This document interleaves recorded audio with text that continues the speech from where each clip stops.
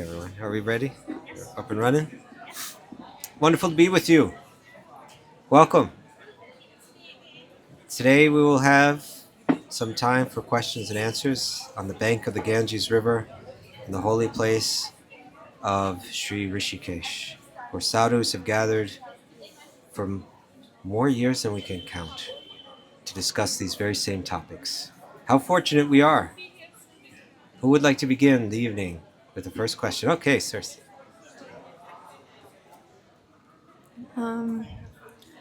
What if we feel like a really bad person? What if we feel like a really bad person and,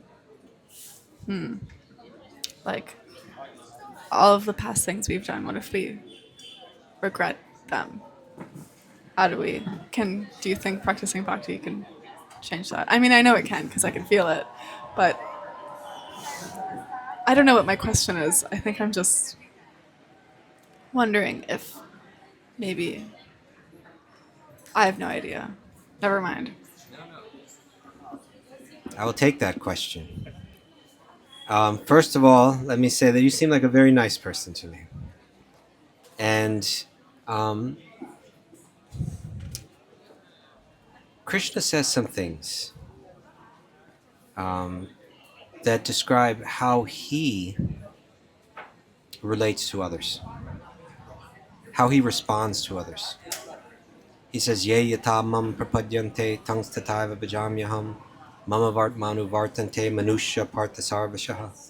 That as people surrender to me, then I reciprocate with them accordingly. Like he leaves, in a sense, he leaves the ball in the court of the individual to approach him. And he's very ready to reciprocate with them as one is desiring to relate to him, so much so that he's ready to relate to them in the most intimate forms of love. There's nobody that he's writing off. He'll also say that even if one commits the most horrible thing, which we're all prone to do in this world at some lifetime or another, that he doesn't even consider that. Think about this. It's not that he doesn't care. It's that, in other words, it's not that he's like doesn't care that people have been harmed. The point that he's making is that he's not going to judge any individual for their past. When someone turns to him with a genuine open heart and says, I want to take shelter of you, he's not going to turn anybody away. And he says, not only do I see them that way, but you should also see them that way. Right? You should also see them that way. This is if we want to think about bhakti, think of it like this. Think of it of aligning one's own heart with the heart of Krishna. Then we're really vibrating on the same, on the same platform, right? In other words, if this is the way Krishna is going to see others, then this is the way that I will see others. If this person is dear to Krishna, then this person is dear to me. If Krishna can overlook this person's past activities, then I too can overlook those past activities. Can we see the world through the eyes of Krishna? Can we align our vision? Can we align our mind? Can we align our heart with the heart of Krishna, with the desires of Krishna, with the vision of Krishna? This is how we can practice this. This is when we're getting a little deeper. It's not just I'm following rules, but I care about Krishna. I care about how he sees things. I have faith in his vision, and I desire to see things as he sees them. Right? So, if one has committed some wrongs in their past, you mentioned regret. Nowadays, you hear a lot of, like sometimes it's not uncommon. You hear people say, no regrets. I have no regrets. You heard that before? I've lived my life. I've done this. I've done that. I've been a drug addict. I've ruined my family. I've done this. I've done that. No regrets. Because I've learned. Yep, okay. You can learn and regret. And as a matter of fact, if you don't have any regret, you may not have learned everything you're meant to learn.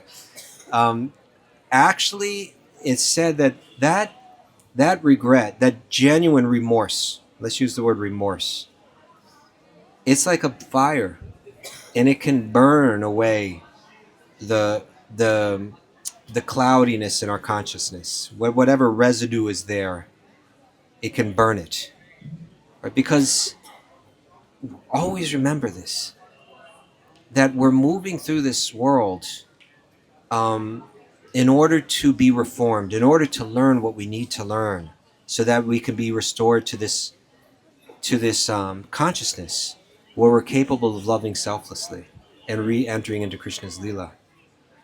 And so we go through so many circumstances in life, and sometimes we respond to them in ways that are harmonious with that loving mood, and sometimes we respond to them in ways that are what's the word in music, where it's like they call it dissonant with that, where we're not vibrating in harmony with that. And it's just all about, can these experiences get us back on track where we're vibrating in harmony again? Have you seen the film Groundhog Day? Okay. How many of you have seen the film Groundhog Day? 1, 2, 3. Charu, never seen. Oh, you've heard about it? No. Charuji, I think you should watch this film. I'll talk a little bit. I won't get too deep into it, but I'll speak in general. It was about a single man who's like a news broadcaster, and he has to go and cover this silly event. And you got to go away for a few days, and he takes the newscast with him. And there's a woman on the news staff that he's attracted to. But his character is low. He doesn't, he's selfish. He sees her as an object, one that he wants to conquer. But his heart is actually quite selfish and hard. And it comes out in so many of his relations and behaviors. And he makes his attempts to woo this woman, and she, sensing his low character, resists his attempts. And then he wakes up the next morning in his hotel room, and the same day starts to play out just as the way it was the previous day. It's very strange. And he goes through that day being his own selfish self, and then he wakes up the next day and same thing again. The same day keeps repeating and repeating. The same things happen. Then he starts trying to use it to exploit it. He can't understand how the day is repeating all the time, but with his selfishness, he thinks, how can I manipulate this for my own selfish means? And he does that day after day, and eventually that becomes dissatisfying. And it begins to wear him down. And he's used this to try also to seduce this woman, and it keeps failing. Finally, he begins to surrender. He begins to say, you know what, enough of this. And somehow his heart changes, and he begins to respond with a bit more kindness. And then that momentum starts to grow. And then he's moving through the day actually using his pre-knowledge of what's happening to be kind to others and to try to help others. And gradually, this woman begins to see what a good person he is. And then she becomes attracted to him. And then now he's capable of actually loving in a purer way. And then he wakes up the next morning, and a new day begins. It doesn't repeat. Okay? So that's this world. It's kind of like evolve or repeat. Evolve or repeat. Evolve or repeat. Right? All the lessons that we're going through in life, some of them are hard. Some of them we've done the wrong. And that regret is what helps us evolve. Right? If we have sincere remorse, one doesn't have to run away with it or say, oh, I don't like that feeling. I meant to feel good and I don't like that feeling. No, one can what's the word they use? Like in cooking, one can not saute, but marinate. One can marinate a bit in a feeling of remorse. Not that you drag yourself all down and everything, but a little remorse in life, like a little bitter food, can actually be very healing, and can help us really turn back, turn away from our selfishness and turn back to our original nature, which is selfless. But it's not like there's no hope for any of us. Our Bhakti lineage is a lineage of followers of Sri Chaitanya. How many of you are not so familiar with Sri Chaitanya? Raise your hand. Anyone? Okay, so he's becoming more and more understood in this age. He's an incarnation of Krishna that appeared 500 years ago, but he's an incarnation of Krishna that came to understand. Well, let me put it this way. There's only one being in the world that cannot understand what it's like to love God, which is the highest object of love, and that is God himself. And so in order to understand what is this, how special that love is, and because he admired seeing that love so much in his own devotees, he wanted to understand it from the perspective of a devotee. And he came as Sri Chaitanya, and he tastes the highest love of God, the love that's experienced by Srimati Radharani. And when that love is the most intense, then compassion becomes the most intense. And so he manifests as the most compassionate avatar of all, which manifests in his wanting for every living being to experience this type of very intimate, beautiful love. And the histories of his life show that his idea was, I don't even want to consider the qualification of the individuals who I want to share this with. No problem. Looks like that's an important piece of equipment for your service. Okay. His idea was, I could consider everyone's qualification, but why should I? Whether one is qualified for this or not, I want to share it.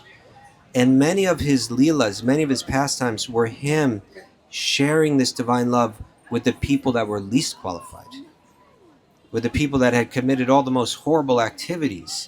His point was, this love will transform anyone. It can transform even the worst behavior, even the worst sinners, like that. So we can feel a bit of remorse, and that remorse can be healthy, but we shouldn't get into loops of negative thought like, I'm unworthy, I'm unworthy, I'm unworthy, that kind of thing. That can be just another play of the ego. Like, I'm so fallen that I'm different than everyone else, and nobody can understand me, and I could never receive the same devotional grace. No, we all can. We all can. Have faith. Have faith. It's real. It's very real. This grace, it changes the lives of all kinds of people. Okay. Another question? Eager for question? Yes, in the back. Let me send the microphone back to you. One sec.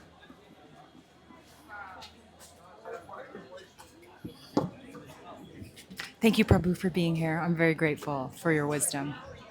My question is, what's the difference between suppression and surrender?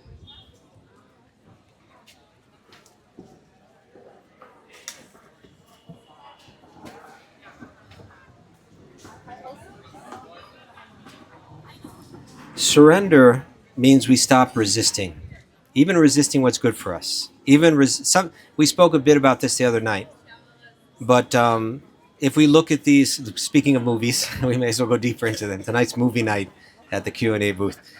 But generally, these romance movies and these romantic comedies and so on, what happens is usually the two characters in the beginning, they don't like each other.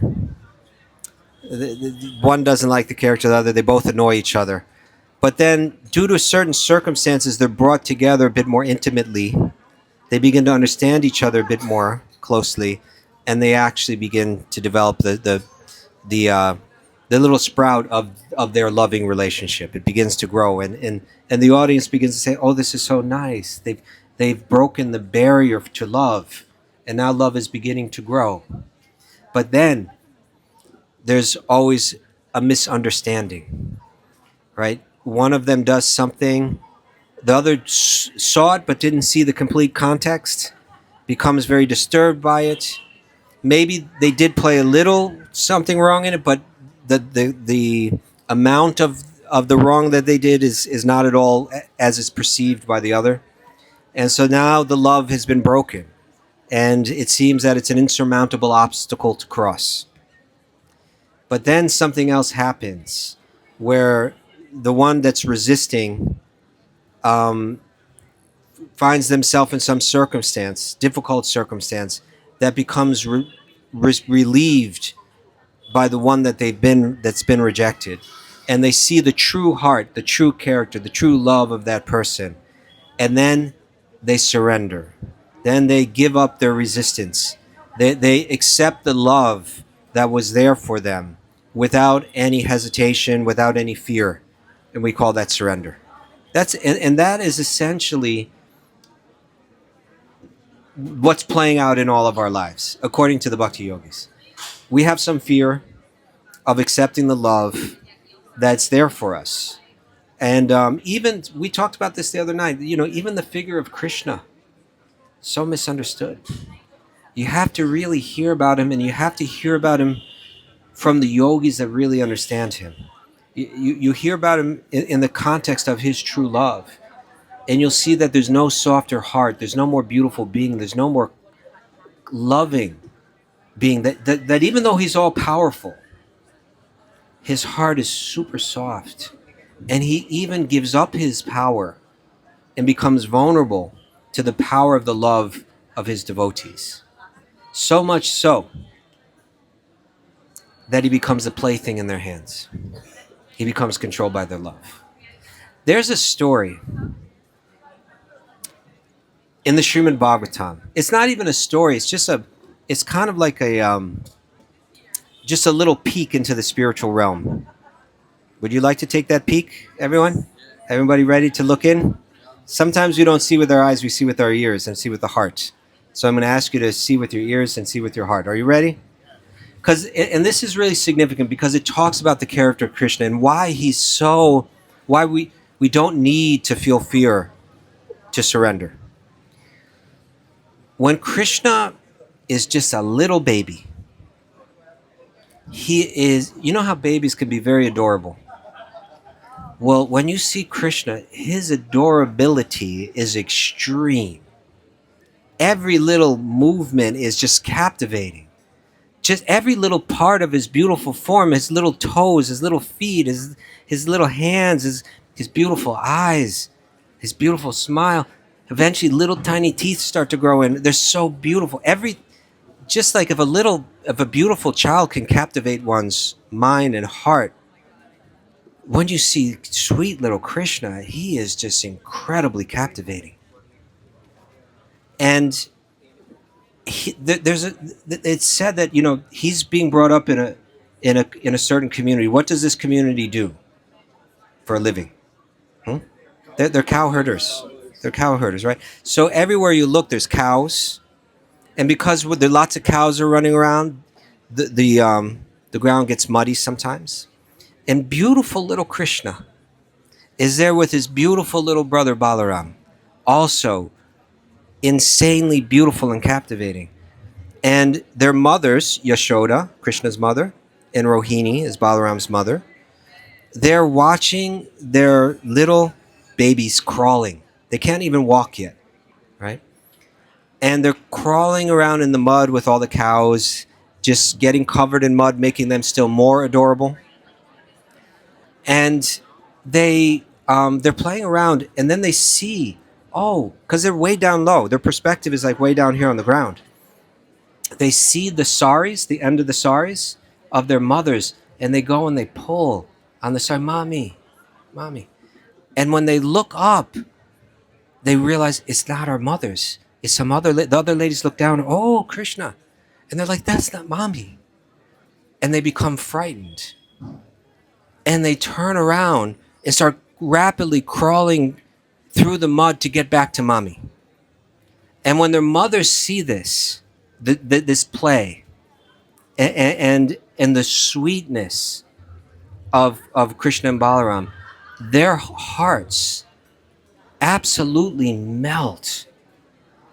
And their mind becomes flooded with the deepest feelings of motherly love.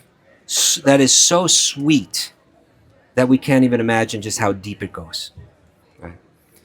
For the sake of that love, for the sake of their mothers feeling that love, and them feeling the love of the mother, Krishna, the all-powerful. Krishna, who universes come out of his body as Lord Viṣṇu, right? Krishna, who's merely by his glance can create and destroy all the universes. Krishna, who single-handedly fights huge armies in his Leela on earth. That powerful Krishna, who all the devas, the most powerful devas, surrender their lives to. He becomes this vulnerable, tiny little baby that is so sweet that he even becomes frightened just by, oh, that's not my mommy, right? Why? So that he and his mother can experience that feeling of love. That's Krishna's heart. So in this world, we have a hesitancy to surrender to the power, surrender to those agents that have greater power than us. It gives us, it triggers us a bit. It strikes a bit of fear in our heart. And the idea that another living being may be ontologically more powerful than us eternally can be something difficult to wrestle with, and can turn us away from the idea of accepting this personal love. So we resist, right? Just like in these films where there's some misunderstanding about the nature of the lover's heart, and so the other lover is resisting their call of love. But then something happens where that lover that's being misunderstood does something beautiful, something wonderful, something selfless. They demonstrate their love. And then the one that's resisting stops resisting, understands everything as it is, understands the nature of that love, and surrenders. That's surrender, right?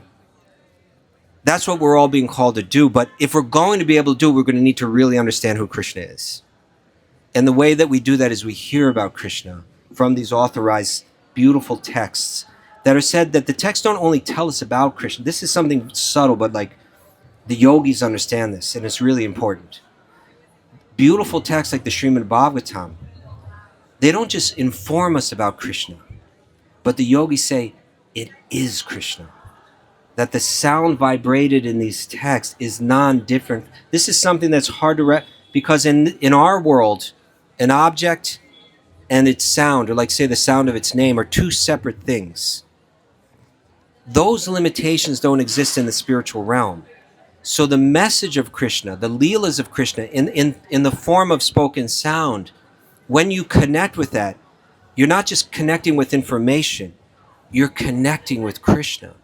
And so you can associate with Krishna and be informed about Krishna by hearing about him through these sacred texts, especially when they're explained by people that have deep realizations about it, especially when it's explained by people that have some of that love in their own heart. When you hear about Krishna and you understand Krishna in that way,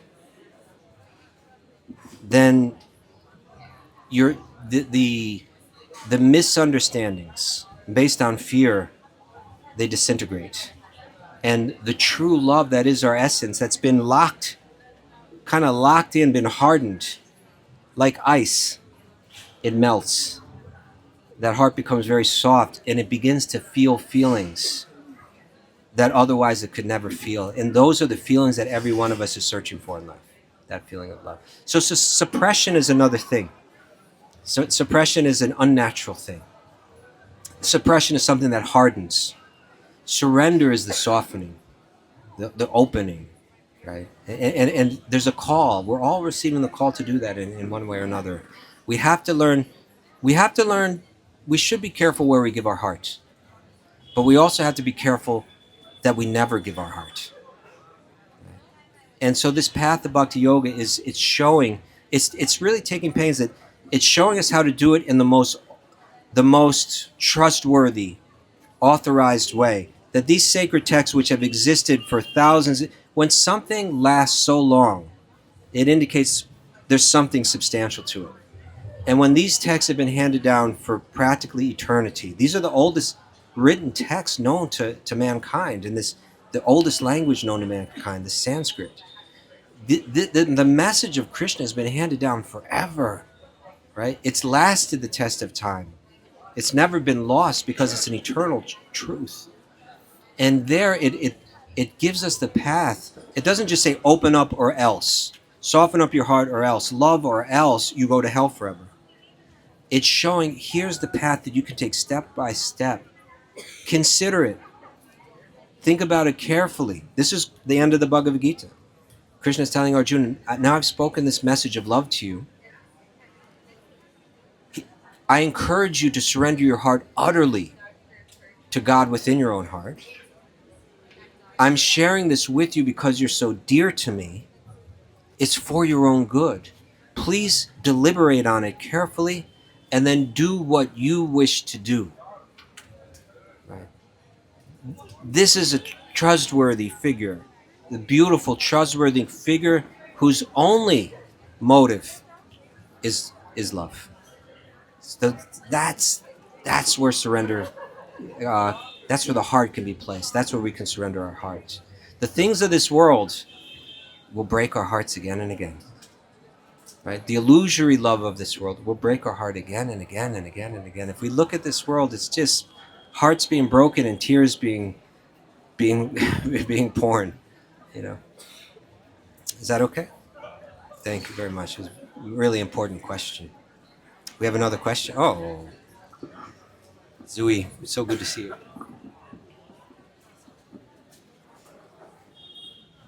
Hi. Thank you. I love listening to you. I have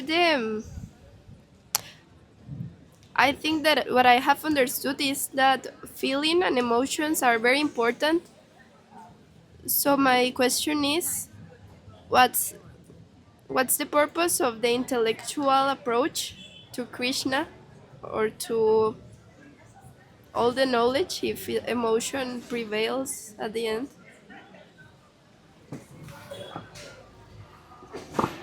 That's a good question. And the question is that the intellect is there to help us understand that in the end, the emotions are most important. Right? People will, let's share this. This is important too. If you go to a bookstore and you go to the section that has books on yoga, and you pick up one of the books that's by, say, like a modern day author, not one of the original texts, but like modern interpretations of it by yoga teachers, you might come across a statement like this, that there are 4 different paths of yoga. And according to your own personality and your own proclivities, you can choose the path which fits your personality. So intellectual people will enjoy the path of Jnana Yoga, and sentimental people or emotional people will enjoy the path of Bhakti Yoga. Okay. You'll never hear it described this way in the original texts. It's not a question of one's mental proclivity. The greatest scholars have compiled libraries of dense philosophy in relation to the practice of Bhakti Yoga. As a matter of fact, in this tradition, there are figures like the 6 Goswamis of Vrindavan. A person like Jiva Goswami writes dense books of philosophy that are responding to a tradition of incredibly dense philosophy, like the whole tradition of Vedanta. He's taking it on, understanding it all, critiquing it all, responding to it all, and showing a higher, deeper understanding of it all. It requires an incredibly powerful intellect. And at the same time, he's writing books that are a beautiful poetry that speak of the Leela of Krishna, like say like a book like the Gopal Champu. He writes this book as well. He writes the Sandarbhas, which are deep philosophy. He writes the Gopal Champu, which is beautiful poetry. So is it that he was intellectual, so he should be practicing Jnana Yoga? No. He understands that all the yogas lead to the softening of the heart and the experiencing of love. So some people may come to that directly. Some people may really need to understand their position in this world, how the world is working, what is their own nature, what is the What is behind it all? I need to hear the arguments. I need to hear someone explain. I need to compare the different presentations and see which ones ring true, which ones hold up. And there's a beautiful verse that in the Sri Chaitanya Charitamrita by another such sage, a brilliant philosopher, an incredibly soft-hearted sage, Krishnadas Kaviraj. I wish I could remember the exact quote, but he's written in the Chaitanya Chandra, if you are inclined to hearing philosophy, then I request you to please apply your philosophical mind to the pastimes and the teachings of Sri Chaitanya, and I believe you'll find something most wonderful there. In other words, you'll find something beyond dry philosophy. You can use your intellect to come to understand that reality is based around selfless love, and you can enter into it. Okay. Is that okay? Did I more? Should we go deeper? I'd like to hear your thoughts. You process. Thank you. Thank you very much. Do we have more questions out there? We're taking questions. We can even take questions from the people waiting to get prasadam over there. No, but we have one right here, in the front row. Is there a specific moment or a marker in life that determines when somebody is ready to take initiation from a guru? Or, like, okay. Is there a moment when we know one is ready to take initiation from a guru, be initiated into the lineage, receive the mantra, establish an eternal connection with the guru? Let's look at this in a way that may be slightly adjusted to the way that you might be, the way that you ask the question. I'm going to ask you to consider looking at it a little bit differently. How do I know when I'm ready to be initiated? Right? We can look at it this way. When you're ready, you've already been initiated. Something's been initiated in your heart. When this has been initiated in your heart, then you're ready to perform the external, to formally express the connection through the external ritual. So in other words, what is diksha? What is initiation? What is being initiated? It's not that exactly that the person is being initiated. We can speak of it like that. But what's initiated is something inside the person. That through hearing the words of a guru. What is a guru? Someone that's representing and carrying this transcendental knowledge. Through hearing the words of that guru, they enter into the ear, they process in the mind, they go to the heart. And there's something born in the heart. I'll give you an example. My own. Okay? I was searching, at a certain point in my life, in my teens, I got interested in spirituality. I had gone through politics, and I'd gone through, then that took me to spirituality, trying to find the meaning in life. And then I got into exploring different spiritual paths. And then I got into reading Bhakti Vedanta, books of Bhakti Vedanta. And they were really resonating with me on a powerful level. I was like, whoa, we're really getting somewhere now. My tendency to always be able to pick away at these different philosophies and find flaws with them. I'm really trying on this one, and happily I'm not getting anywhere. Maybe this one's solid. So that was really growing in me. But I wouldn't say that I was ready for initiation, or that something had been initiated in me.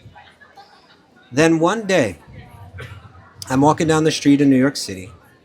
I bumped into a friend of mine, and he says, in the apartment of another friend of ours, there's going to be a Hare Krishna program. Somebody's going to come there and speak. And I had an interest in that. So he was letting me know. And it was my own friend's apartment, so it's a natural kind of thing for me to attend.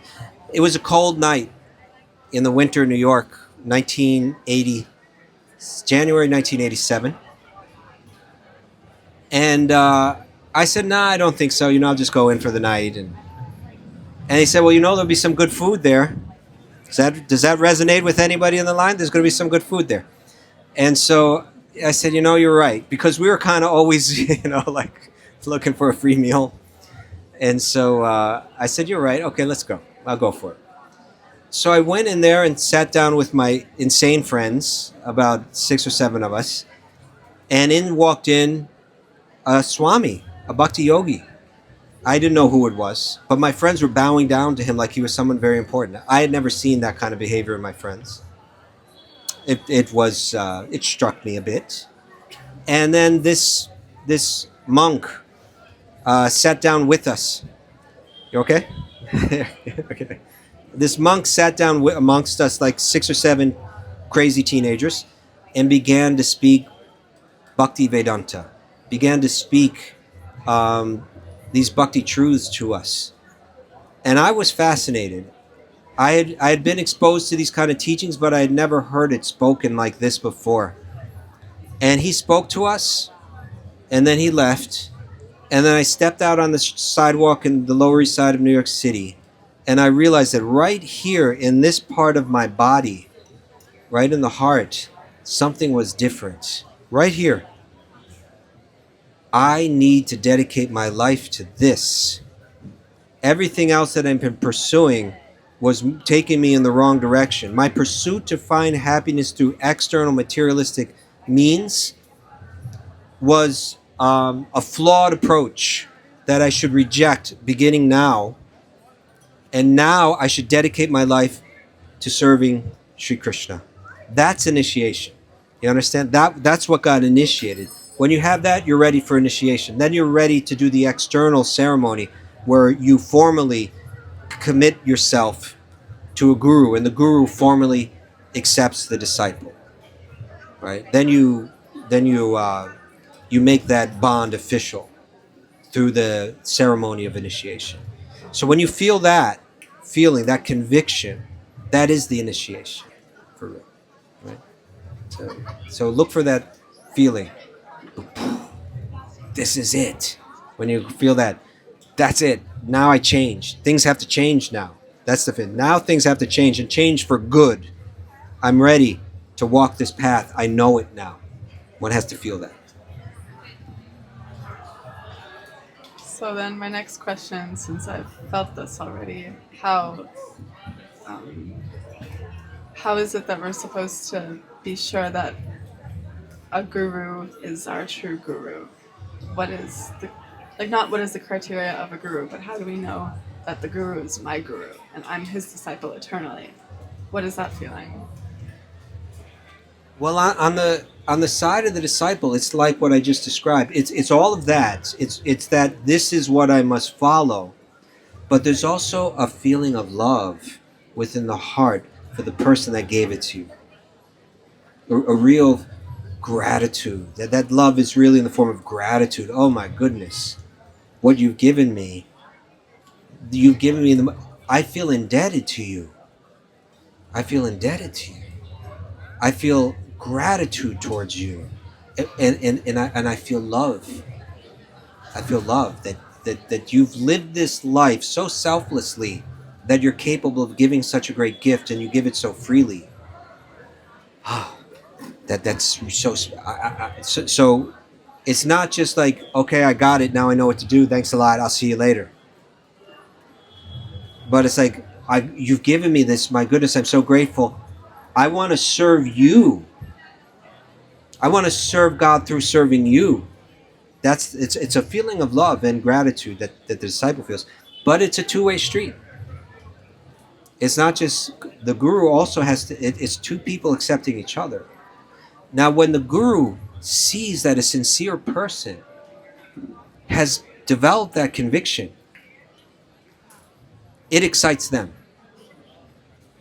Right? It excites them. Or I don't know if excite is necessary. I mean, it may be excite, or it may be that it softens their own heart. They feel a type of love in the form of compassion. Oh, this is so nice. Look at them. They're understanding all this, and they really want to turn their life to become an instrument in the hands of God. What? Oh.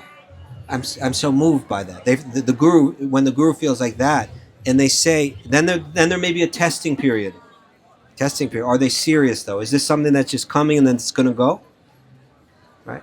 And the disciple may be like, this has happened, but I do need to make sure this is a very serious commitment. I want to be sure that this is right. So commonly, this is spoken about in Shastra and commonly within the institution of the Krishna conscious movement. There's like about a year or so where traditionally that year the disciple would live like in the home of the guru. And so there'd be like a lot of time together. The way that we live in this world, we're always moving around. It's not so easy, but still there's some time spent and a bit of a testing period to make sure that this isn't just a whimsical thing, but this is a very serious thing that both are ready to commit.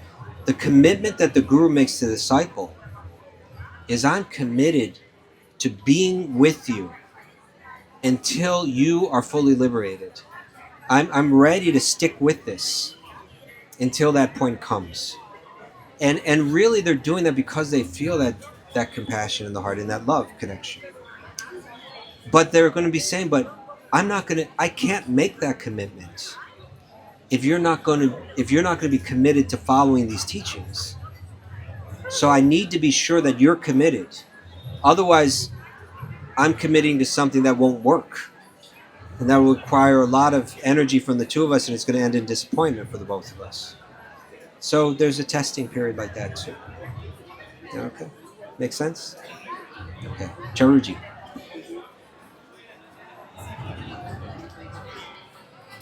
Did you ever cross paths with the monk who gave that talk in the night? I did indeed. And you did too. But that was my guru. That was Srila Tamal Krishna Goswami. Yeah, so even though I didn't even know really what a guru was, I walked out of there saying, that's my guru. I really wasn't well informed. And we should be well informed. And I became more well informed. But from that moment, I said, he's the one. Like that. Really, I just knew two things. I knew historically that he was very close to Srila Prabhupada. That much I knew. Because Prabhupada had left 10 years earlier, had passed on. But I knew historically this person was very close to him. So that meant a lot to me. And I knew what his words had ignited in myself. Those are the two things that had me feeling that's the person. Then I got to know him better. Then he went away for some time. I didn't see him for some months. But then he came back to New York. And he stayed there for some months. And there was a center that's no longer there in Manhattan on Greenwich Avenue in downtown Manhattan, in Greenwich Village. And there were 3 programs there a week. And he used to speak all 3 of those programs. And then there was the Sunday program in Brooklyn Temple. And he would generally speak for that too. So I was hearing from him 4 times a week over the course of several months. And so that was a real period where I had to really take it in. And I remember one time, because I was reading Prabhupada's books, I was becoming familiar with the kind of phrases that he used, the way that he presented his teachings. And I remember once when my guru was speaking, he didn't really know who I was, but he said, what do we call it when someone doesn't know their own identity, or when someone doesn't know how to act for their own well-being? When they misunderstand who they are, something like that. And I understood I understood the way that he was phrasing it, like just straight out of Prabhupada's books like Science of Self-Realization and those small books. And I raised my hand. I said, a madman, right? Which is the way what Prabhupada. One is a madman when they don't know who they are, right? And when I said that, I don't even know if I raised my hand. I think I just said it, but I felt him zero in on me like a laser. Like, because I used that particular phrase, he knew I was reading Prabhupada's book seriously. I think that's what I understood. Like, he went zoop. And from that point on, he was attentive to me. Like, perhaps this crazy boy has some potential. And from that moment, I felt like not only was he on my mind, but I was a bit on his mind. Right? Yeah. Yes. Can you recollect what kind of discussion you had with him, or what triggered you to accept that particular night in the discussion? You know, his talks were commonly recorded. And there's a chance that this talk was recorded, and I really would like to go and search it out. I think probably not, but it might have been. There's only one thing that I remember as far as what he said, which is strange, right? The way the memory works. But I remember at the end of the talk, he said, it must have been recorded, because I think he was saying this is the title that you can give the talk. So now that we're in this age, we might be able to find it. He said, you can title this talk, The Magic Wand, something about a magic wand. Because he was saying that material energy, when it's engaged for a spiritual purpose, it becomes spiritualized, like a magic wand. That much I remember. Beyond that, I don't remember anything. So it'd be very interesting to go back and see if we could find that talk. That's as much as I remember. I'm already on YouTube. I don't think it would be on. It would be only an audio recording. It definitely wasn't video recorded in those days. It was someone with probably like a Sony Walkman, recording it. So in the hindsight, do you have a message to the people that using the spiritual energy for the material world, for the big leaders? So that means, do you also have a message that if we can use spiritual energy for the material world, the most of the problems of the world may be solved? Yes. In other words, spiritual, we can define these things in different ways. What is spiritual? What is material? But the essence of the spiritual realm is that everything is harmoniously revolving around the root, the divine root of all existence, the Supreme, Krishna. Everything is harmoniously revolving around him. There's no separate interests. The nature of the material realm is it's full of separate interests, and therefore there's no harmony, there's constant conflict. When we find a little harmony, it's a big deal, and usually it doesn't last very long and it collapses. You understand? So that's the nature of the material realm. So the way that the spiritual realm can improve the material realm is if we can understand that our separate selfish interests bring pain, they bring harm, and if we could surrender, then we can all begin to operate. Then we can turn the material world into the spiritual world. To the degree that we as a group begin to revolve around that spiritual center, to that degree the material world becomes spiritual. And even we grow old and the bodies die, which is the nature of the material energy, our consciousness is beyond that, so that we don't even suffer due to it. We feel deeper bliss. This is time, right? Time is a scary thing. When you're young, you just don't even process it. You just put that way to the back of your mind, and you dive into the world with some energy to try to enjoy it. But as you get older, you start to hit your 40s, your 50s, you start to see things in a different way. You begin to worry a lot. And when your hair is falling out or turning gray, and when your body is not quite capable you're not as attractive as you once were, you're not quite capable of pursuing material enjoyment the way that you used to, and you haven't fulfilled all your material desires, that you go through what they call the midlife crisis. Right? Maybe I need to leave this marriage. Maybe I'll never get the things in life that I was always supposed to get. Right?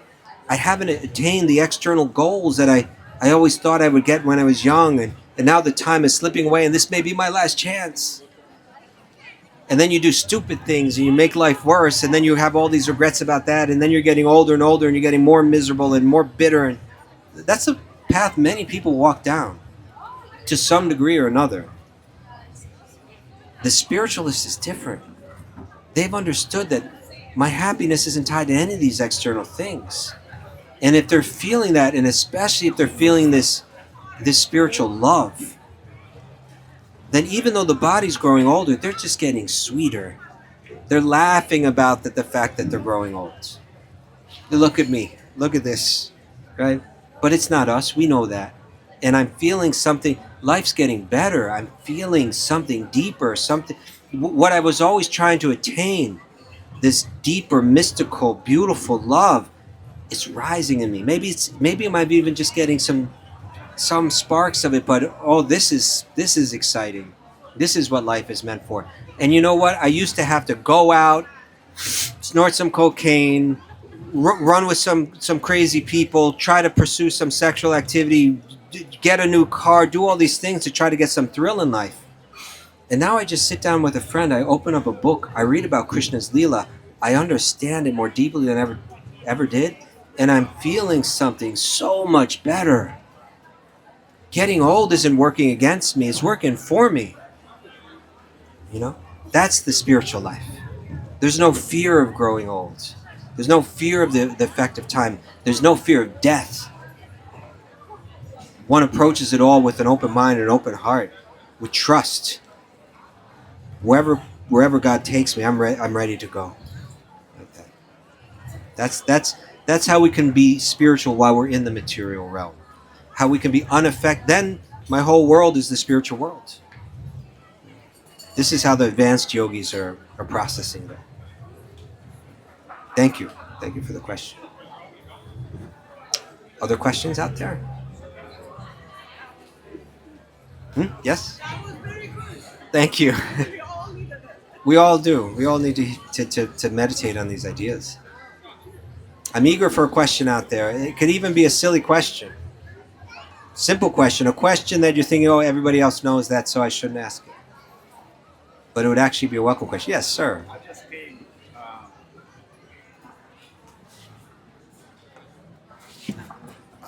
I just came, but just it's a simple question here.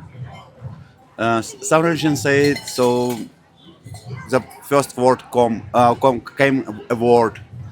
Some religions say it, some movement was first, but some religions say the egg comes first. Others say chicken. Who was the first finally?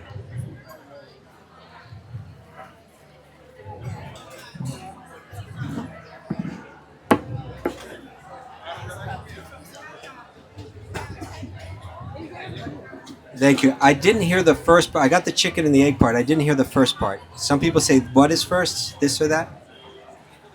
Some say the word was the first. The sound was the first. Some say the world was first, and some say sound was first. Acha. Okay. When we speak about what was first, we're speaking on a certain level of understanding, and it can be helpful sometimes to speak about what was first and what followed. But when the conversation just like certain things are explained in when you're a child and math is being explained to you, mathematics. So you begin by understanding the most simple truths. 1 + 1 = 2. 3 - 2 = 1. That's your world. And then it advances a bit, it gets more sophisticated, more mature. And you're speaking about multiplication and division. And then it gets still more mature, and you get into algebra and calculus and different things. And then you're starting to say things that wouldn't have made any sense when you're back in the arithmetic. Like, how did we do arithmetic? They say, here's one block of wood, and here's another block of wood. 1 + 1 = 2. But when you get into more advanced mathematics, you can say things like 10 - 20 = -10.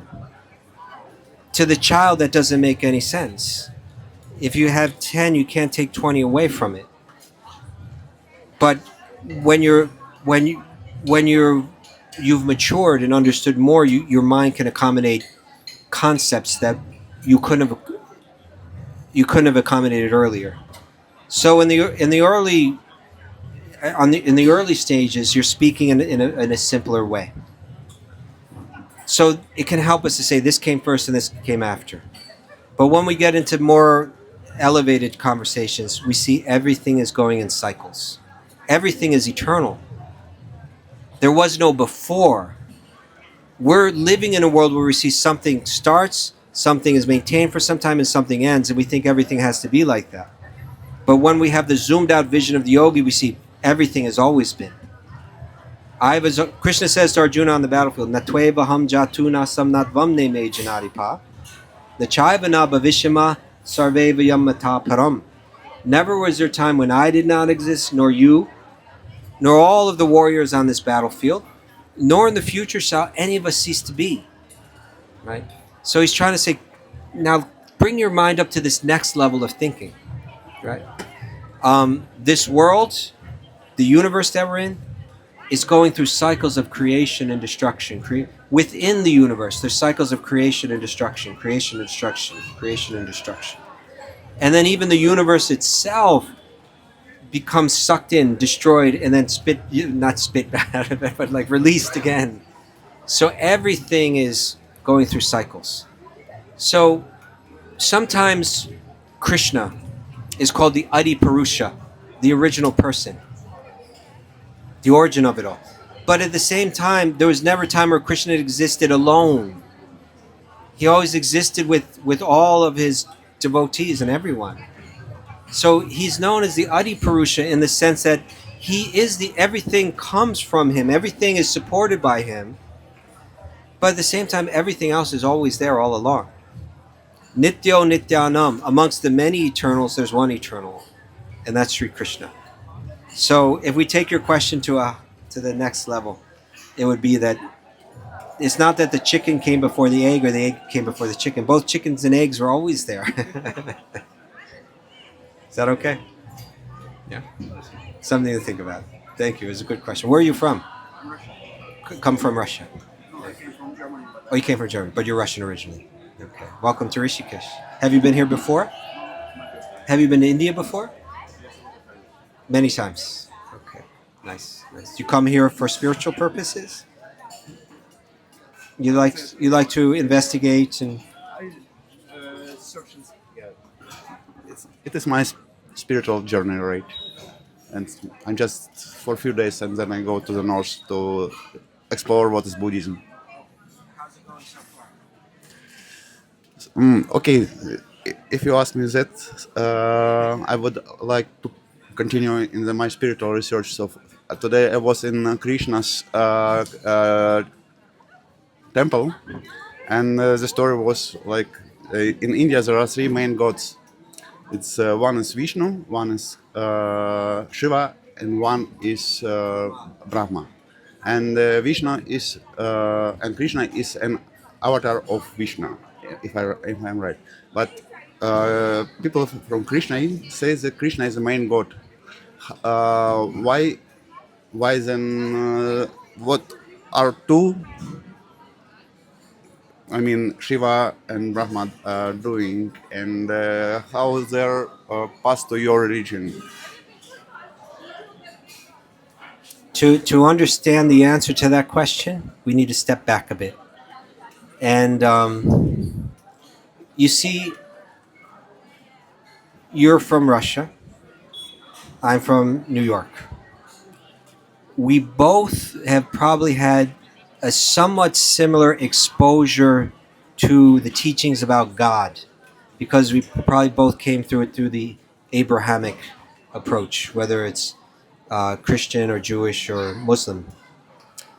And those approaches are somewhat different from the Eastern approaches, or the approach that we find there in Vedanta or the Vedic literatures, which include the four Vedas and the Upanishads, and then the Mahabharata, this great big epic which has the Bhagavad Gita inside it.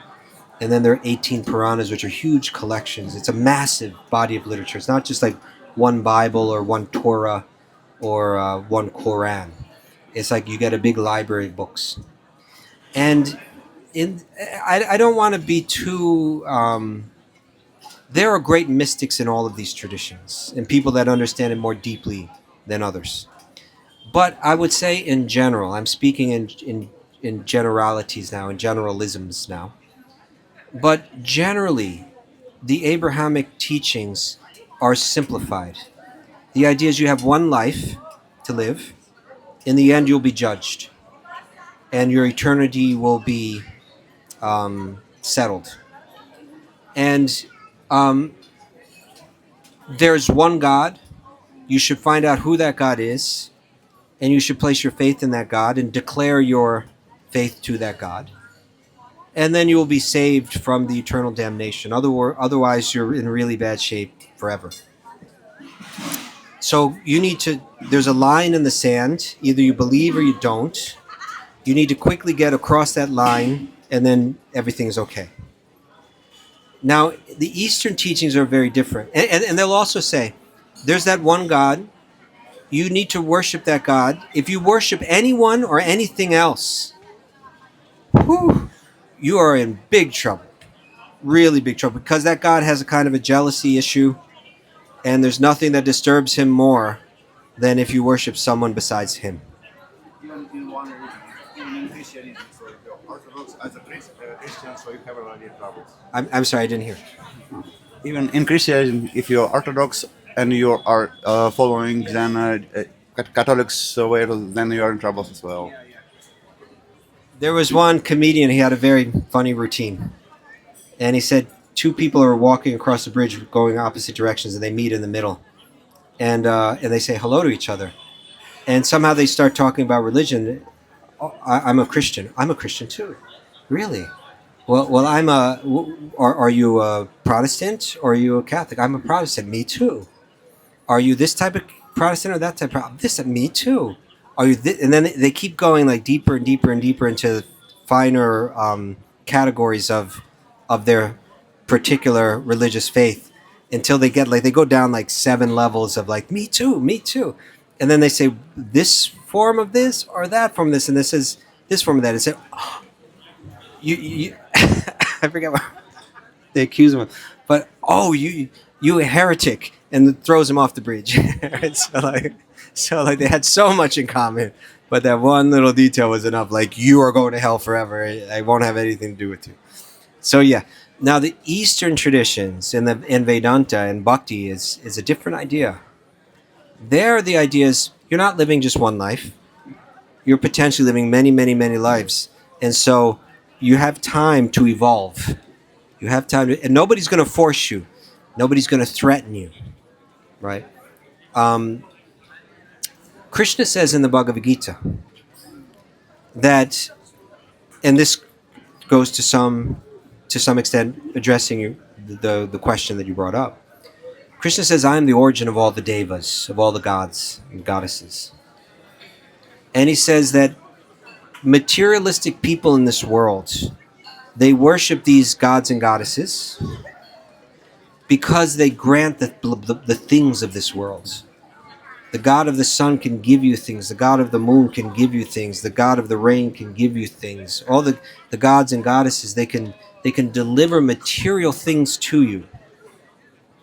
And Krishna says, the funny thing is that ultimately all those things come from me. I'm the one that gives them to the gods to give to you. So by worshiping those gods, ultimately you're worshiping me, but you're doing it with an incomplete understanding. Okay? That's all Bhagavad Gita saying this. But then he goes on to say, but if one has faith in one of those gods, I'm existing in that person's heart, and within their own heart, I will encourage their faith. I will encourage their faith. He doesn't say, I'm jealous, I'm upset. He says, actually, I see that faith as a good thing. It's a step forward. And I will encourage them within their heart to take that step forward because it's a growth in them. It's a bit of evolution. It's a bit of them saying, it's a bit of them recognizing I should be grateful for the things that I get in this world. It's a bit of understanding that I'm dependent on higher powers in this world. And so it's a healthy step that they're taking. And even if it's not into their next life where they come to the next step and turn to me, or maybe it'll be many lifetimes down the road, I'll encourage that growth. I'll fan that spark. It's a very different idea. So with that in mind, We have to look at all of this vast body of literature and realize that God is speaking to us through it, but he's speaking to it through it in a way that as Westerners we may not be familiar with.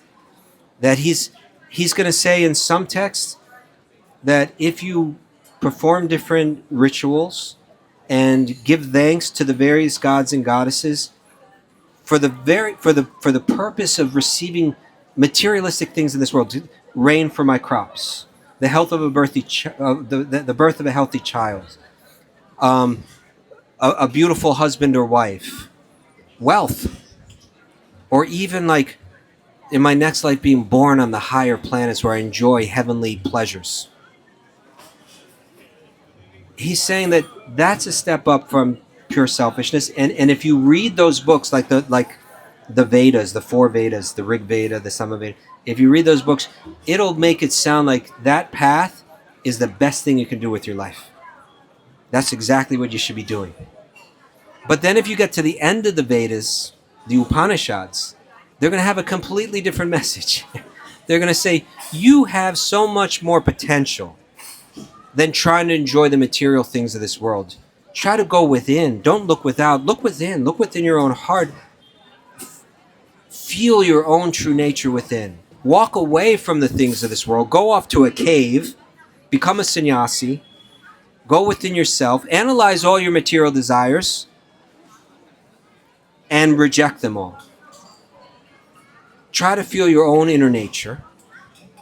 And find peace. That's a much better thing to do. That's the best thing. Liberate yourself from the influence of this material energy. That's the best thing that you can be doing.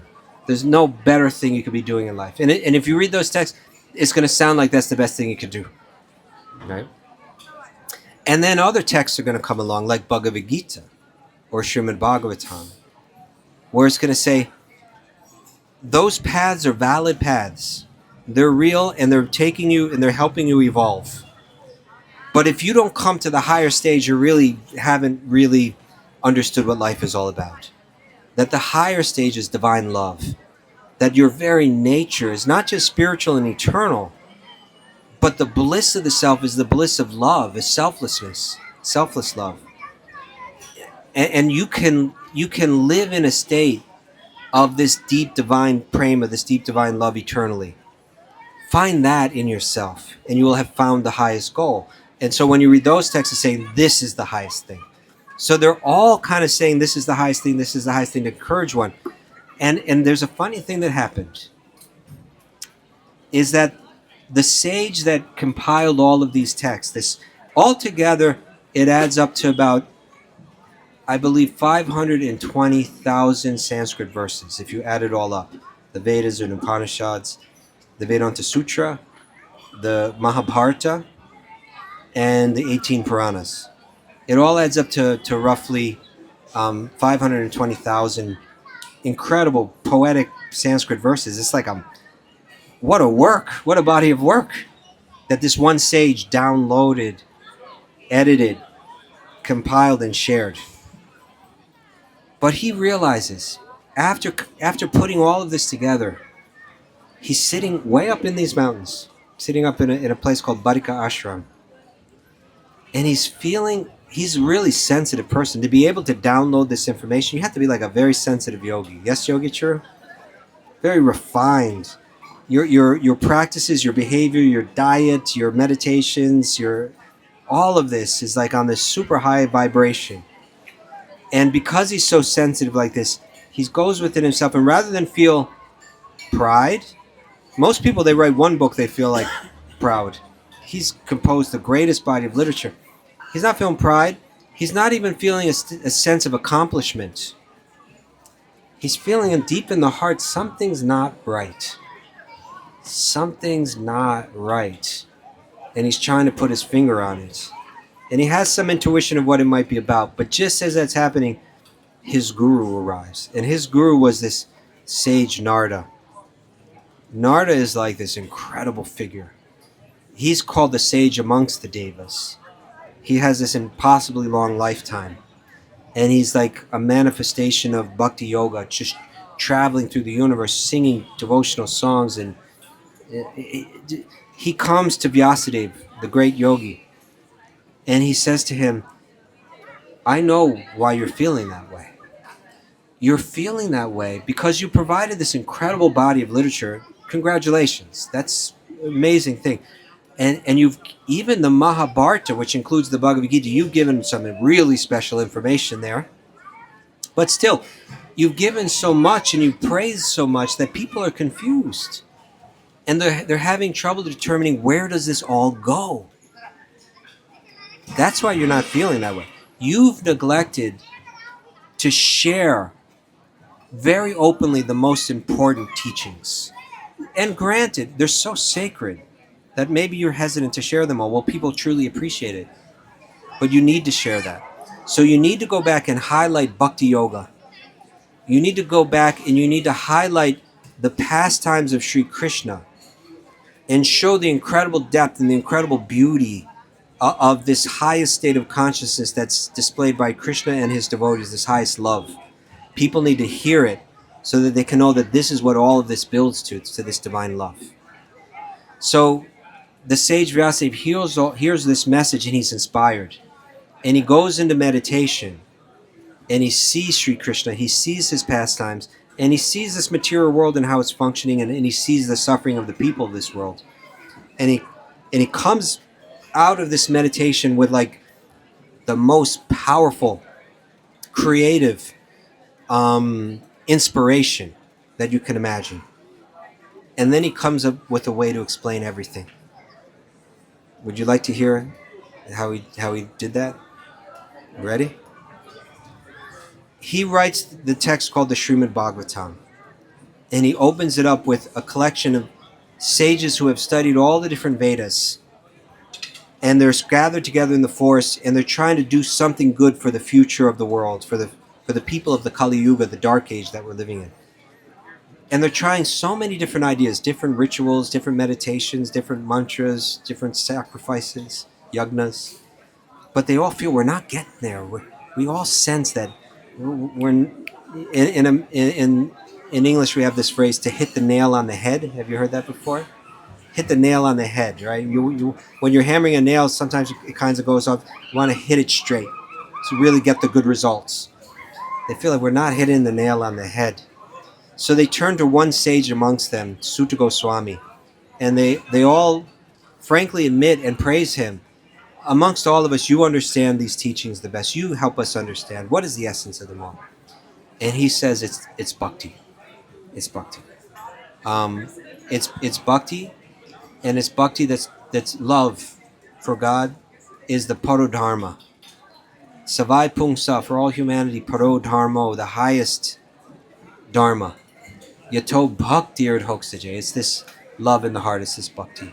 It should be offered with complete selflessness. And through this, yayatma supersidity, you can achieve the deepest satisfaction of the self. So then he goes on to compare these three different levels: karma, where I'm trying to enjoy the things of this world; jnana, where I'm trying to escape the pains of this world; and bhakti, where I operate on the level of complete selfless love. And he tells one story after another, after another, after another, and every story, the supremacy, you could say, of bhakti is illustrated, so that you really understand all this. And then he writes this 90-chapter section, which is all the leelas, the pastimes of Krishna, so that you can hear them and fall in love, like that, and fall in love.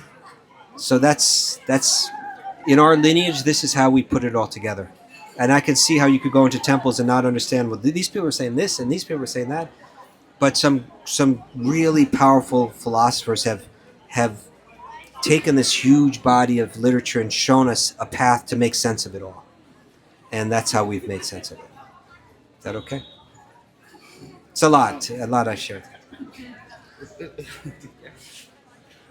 This so long answer for such a short question. I didn't. So, according to your answer, the Krishna's name is Viṣṇu, or who creates the love? Viṣṇu or Krishna? Who creates the love? To get that love. Yeah. Because Brahmā is a creator, right? Creator of everything. and it means that he creates us love as well.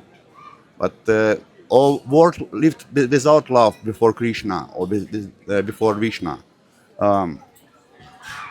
So in that, because the very questions that you have are the very questions that you're supposed to have, and they're the very questions that Vyasadeva begins to answer in the Srimad Bhagavatam. So by the time there's 12 cantos, and by the time you get to the second canto, he begins to speak a lot about Brahmā. Because Brahmā is in one sense the first being in this universe, so it's a good place to start. Right? Now we can talk on that level. That it describes that Viṣṇu is lying down, that the ocean, that the universe is half full of water. Viṣṇu is lying down on that water in a mystic slumber. And from his navel is grown a lotus flower. Have you heard of this before? Okay. So, born on that lotus flower is Brahmā. And he's called Aja, which means he's not born like everybody else is born. Now, so you have Viṣṇu himself, and then you have Brahmā, one being in the universe. And there's no sun, there's no moon, there's no source of light, there's no planets. There's just the two of them in the darkness. And Brahmā is born into that darkness, and he's wondering, where am I? What is going on? And he knows that he's sitting on this lotus. He starts to go down the stem, because it's natural. We want to try to find what is our origin. That's the natural first thing you do. Where do I come from? So he goes down, and he goes down, but he can't find the end of it. He comes back up. He doesn't know what to do, but he hears a voice. He hears the voice of Viṣṇu, a sound, yes. And that sound says, tapa, tapa. Tapa means perform austerity, sit and go deep into meditation. So he goes into a long meditation, and he connects with Viṣṇu. He has a vision of Lord Viṣṇu. And he begins to receive instruction from Viṣṇu. And he gets the personal darshan of it. And when he sees Viṣṇu, he feels a sense of love. When you see Viṣṇu, when you go through the Puranas, and especially the Srimad Bhagavatam, many times it describes the form of Viṣṇu. It's a beautiful description. It says the same things in different ways, but over and over again. It describes his eyes.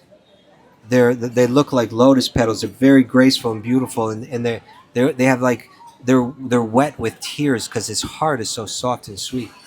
And he's got this smile, just like you're smiling right now. He's got this smile on his face. It's not like an ordinary smile. It's a kind of smile that's just totally at peace with everything. Just enjoying, always in a state of enjoyment, but not in the crude kind of enjoyment that we search after in life, but this deep spiritual enjoyment. He's experiencing it at every moment, right?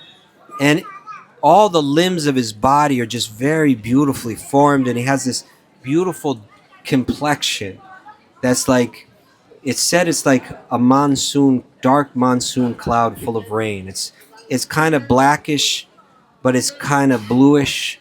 It's kind of like a color that's the best thing that the closest you could say is this kind of the cloud. But it's more beautiful than that and captivating. And you go right down, it goes right down to his feet. And even his feet are like, they're really beautiful. Like it's hard to understand just how attractive they are. Something like that, and this whole body has a beautiful aroma. He's just absolutely beautiful. So you see him, you feel some sense of awe and love. And so Brahmā feels that, and he becomes dedicated to Viṣṇu. He becomes dedicated to carrying out his instructions. And so through his meditation, he begins to create. So therefore, he's called a creator. But the Srimad Bhagavatam is also, and throughout the Srimad Bhagavatam, we see here that beneath Brahmā, he creates sages with his meditation. He creates devas and those devas become empowered to carry out the universal maintenance. And those devas, do you need to go? Not really. I'm You're hearing? Okay. Those devas, they're great beings. They're incredibly great beings. But sometimes they're a little bit an illusion too, because they live in such opulence. They're attracted to some of the material things too. So they're dedicated to Viṣṇu, but not 100%. they're also into enjoying this world. And that tendency will tend to make a fool of one. You understand? When you become materialistic, the world makes a fool of you. So the Srimad Bhagavatam is often saying that you could cultivate good karma and even become a deva, but still you make a fool of yourself. And so Indra makes a fool of himself in the Srimad Bhagavatam. And even Brahmā makes a fool of himself in the Srimad Bhagavatam. Because he's devoted to Viṣṇu. And he's generally kind of like the voice of reason amongst the devas. When they get in trouble, they go to Brahmā. And he says, come on, you're making mistakes here. You're complicating your lives here. Let's take care of this. Let's go to Viṣṇu and let's work this out. But one time Brahmā, you see, Viṣṇu is always here in the universe, and Brahmā lives for the entire life of the universe. Krishna is living outside of this universe in the spiritual realm. And for a period of time, he enters into this universe. So from Brahma's perspective, Viṣṇu's God. And when Krishna comes down, it's like, who is this? You know? A lot of people are taking this little boy very seriously. There's a lot of talk about him going on. He's like this special being.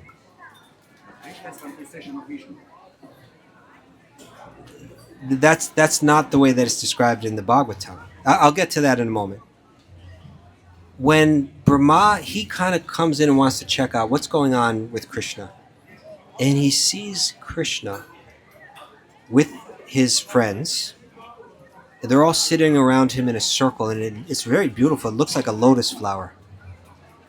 And their cows are grazing, and they're sitting on the bank of the river.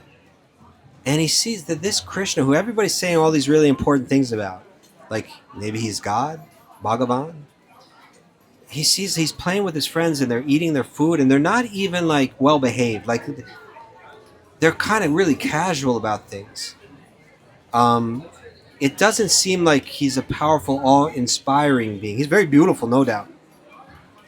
And he says, I think this Krishna has become a little bit full of himself. Let me show him what real power is. I'm going to take all his cows, take them away from him.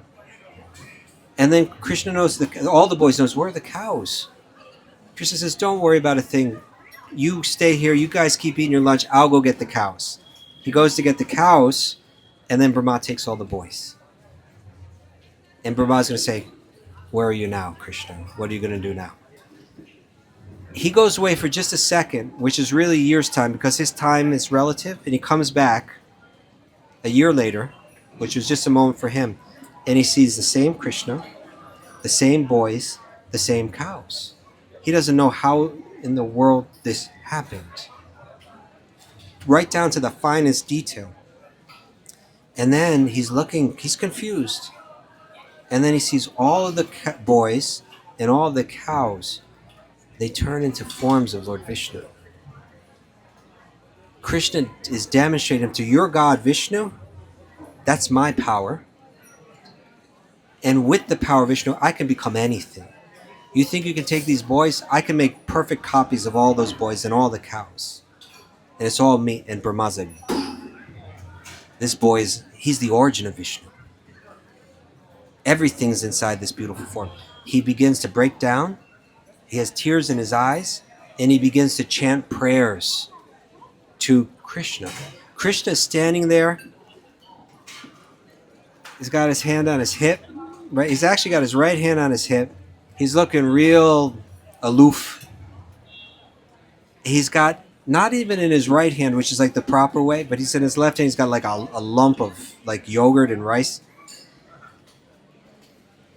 The creator of the universe is chanting Vedic prayers at him, like glorifying him, and he's just like, okay, all right, very nice. Then Brahmā says, thank you, I now understand who you are, everything's very clear, I dedicate my mind and heart to you. I'm going to be going now because I've created a disturbance in your beautiful pastimes. Please forgive me, and I'll be on my way. I'll look after the universe now some more. So the Srimad Bhagavatam, through incredible, beautiful poetry, it gives incredible philosophy and theology, and it explains that Viṣṇu is how Krishna interfaces with this material realm. Krishna is the god of love. His only interest is in these loving play. But someone has to maintain the universe, so he expands as Viṣṇu. Viṣṇu represents him in this world. And Viṣṇu is, when you relate to Viṣṇu, you relate to God with awe and reverence. It's God showing part of himself. It's God not showing his whole heart. Krishna is God showing his complete self, his complete heart. Viṣṇu you can love with reverence. Krishna you can love with reverence, you can love with intimacy. You can love him like your closest friend.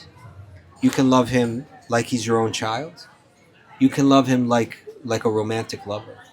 It's the complete picture of Krishna. But to understand that, you have to read the Srimad Bhagavatam. Then Bhagavad Gita will talk about it, but it won't be enough to be absolutely definitive for many people. But if you read the Srimad Bhagavatam, and if you understand in context what the Srimad Bhagavatam is, this is the book where Vyasa is clarifying everything intentionally, then all the pieces of the puzzle start to fit together.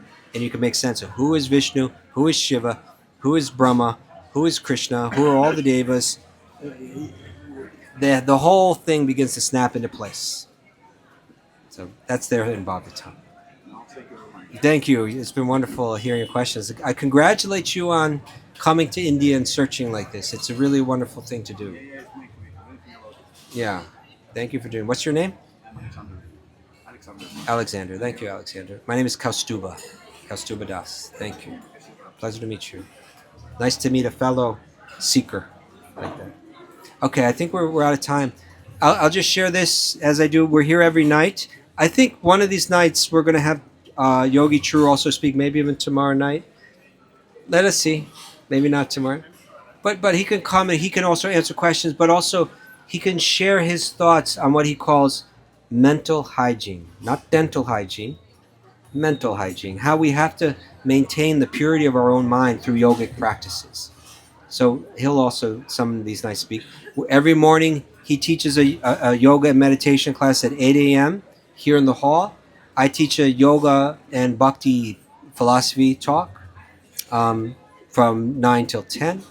So please attend those if you like. Come back and meet us here in the evenings. Take prasad.